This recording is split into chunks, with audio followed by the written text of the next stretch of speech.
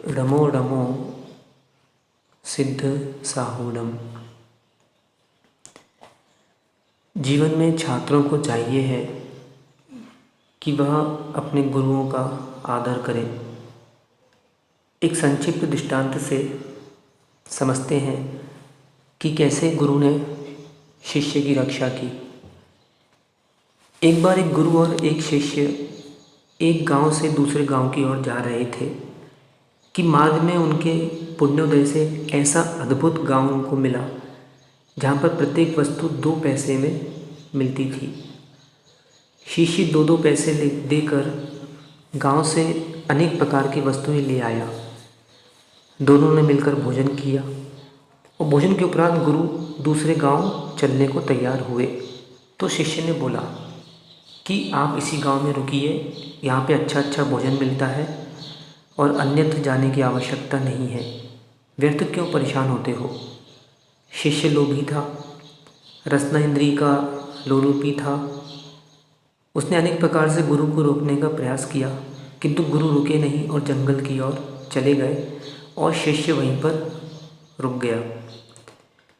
अब एक दिन क्या हुआ कि ग्राम के पुरोहित ने बताया कि गांव की देवी अचानक नाराज हो गई है एवं देवी को खुश करने के लिए शहर के सबसे मोटे व्यक्ति की बलि चढ़ानी होगी। अब शिष्य इन्हीं दिनों में काफ़ी मोटा हो गया था। आखिर पड़े पड़े खाने वाला मोटा नहीं होगा तो और क्या होगा। इसलिए तो सेठ लोग ज़्यादा मोटे होते हैं, भीतर से तो खाली ही रहते हैं। राजा के आदमी मोटे आदमी की तलाश में निकले तो गांव में फालतू और सबसे ज़्यादा मोटा शिष्य उन्हें मिल गया। वे तुरंत उसे राजा के पास ले आए और बलि का दिन भी निश्चित हो गया। अब बेचारा शिष्य अपने आप में बेचैन हो गया और उसे कोई भी सहायता करने वाला नहीं दिखा।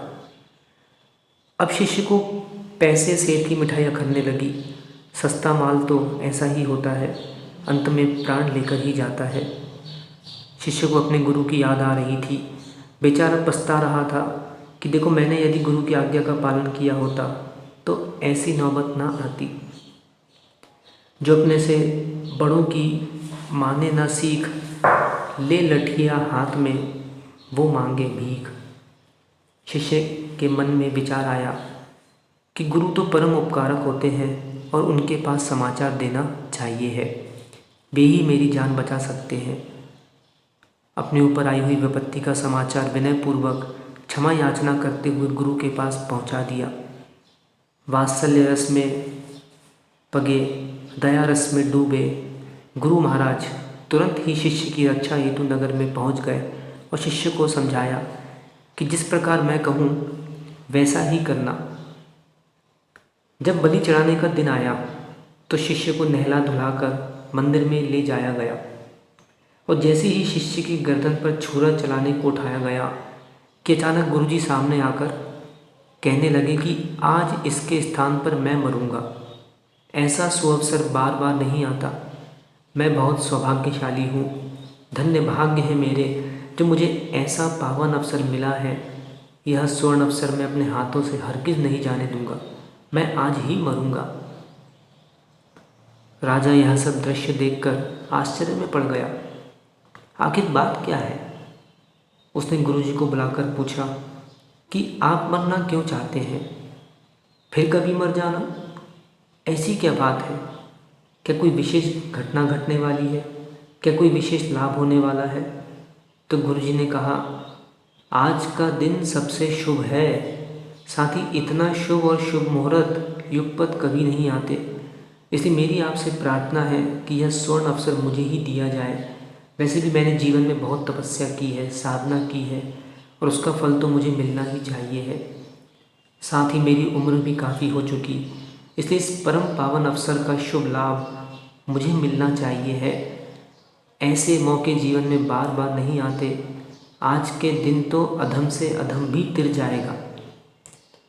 अब राजा ने गुरुजी की बातों को बहुत ध्यानपूर्वक सुना और मन ही मन सोचने लगा कि मुझसे बड़ा पापी कौन होगा। राज्य करने में बहुत पाप होता है। वैसे भी मेरा बुढ़ापा आ गया है और मैं इस नगर का राजा हूँ।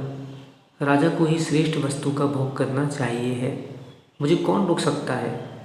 ये तो साधु है, पुण्यात्मा है, इन्हें तो वैसे भी स्वर्ग मिल जाएगा। वैसे कौन राजा कब स्वर्ग जाता है? शायद ही भूल से कोई राजा स्वर्ग चला जाए तो चला जाए, नहीं तो नरक ही उसके भाग्य में लिखा होता है। राजा ने सब लोगों के सामने आकर कहा कि बंधुओं, इस स्वर्ण अवसर का लाभ मैं लेना चाहता हूँ, इसलिए इनके स्थान पर बलि का बकरा मुझे ही बनाया जाए। छात्रों, आप लोग इस घटना का आशय समझ गए होंगे कि गुरु के बिना जीवन में उन्नति नहीं है। गुरु के अभाव में जीवन उसी प्रकार का है कि जिस प्रकार रस्सी के अभाव में बाल्टी का होता है। गुरु कभी अपने शिष्यों का बुरा नहीं चाहते। जिस प्रकार माली अपने वृक्षों का बुरा नहीं चाहता, उसी प्रकार गुरु करुणा के सागर होते हैं। गुरु के द्वार से कभी कोई निराश नहीं लौटता। गुरु राह बताकर आपको उबारते हैं। अब आप ही सोचिए कि गुरु कितने दयापूर्ण होते हैं। शिष्य की खबर सुनते ही आ गए और मौत के कगार से शिष्य को लौटा लाए। उनका स्वप्न में भी अपमान नहीं करना चाहिए है। यदि जीवन में उन्नति करना चाहते हो तो गुरुओं के चरणों में अपने माथे को लगाकर चले, ताकि अपना जीवन सफल हो जाए। आदि जिनेंद्रम जयदु जयदु।